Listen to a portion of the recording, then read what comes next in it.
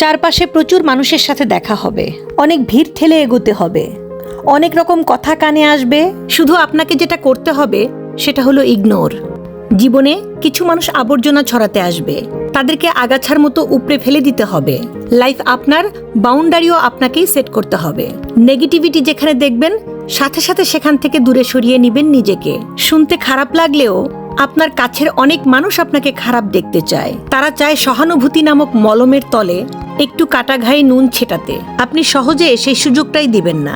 অযথা তর্কে যাবেন না, বোঝাতে যাবার কোনো প্রয়োজন নেই। আপনার সামনে যদি কেউ বলে আপনি মূর্খ, সেটা মেনেই হেসে বেরিয়ে চলে আসুন। ওই যে সময় আর এনার্জি বাঁচিয়ে নিলেন, ব্যাস কেল্লা ফতে। যে যা বলছে শুনে নিন আর মুচকি হেসে নিজের মেরুদণ্ড সোজা করে নিজের সিদ্ধান্তটা নিজেই নিন। যারা আসলে নিজের সিদ্ধান্তটা নিজেই নিতে পারে তারা আসলে জীবন চেনে এবং বোঝে। আপনাকে নিয়ে বাকিরা যখন সমালোচনা করতে ব্যস্ত থাকবে তখন আপনি গাছ লাগান, কোথাও ঘুরতে যান, ছবি আঁকেন। যে কাজটা করলে আপনার ভালো লাগে সেই কাজটাই করুন।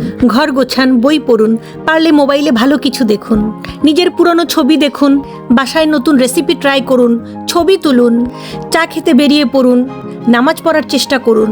মোট কথা, অন্যের কথায় রিয়্যাক্ট করবেন না কখনোই। যা বলছে বলুক, আপনার কানে আসলেও পাত্তা দিবেন না। দিন শেষে আপনি জানেন আপনি কি এবং কেমন, আর এটাও জানেন যারা বলছে তারা আপনার কাছে কোনো ম্যাটার করে না। ঠিক এরকম হতে শিখুন।